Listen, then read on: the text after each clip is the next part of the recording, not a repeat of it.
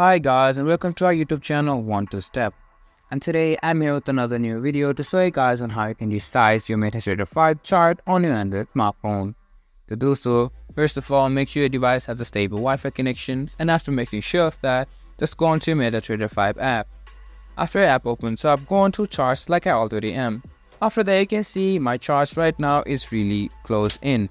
Now if I want to take a closer look or take a look at the whole chart, you just need to pinch your finger together and you can see the chart has been small, and now I am able to see whole charts on my screen. And if you want to take a closer look, you can just pinch your finger outwards and you can see the chart is now more bigger. And that's how you can resize your MetaTrader 5 chart on your Android smartphone.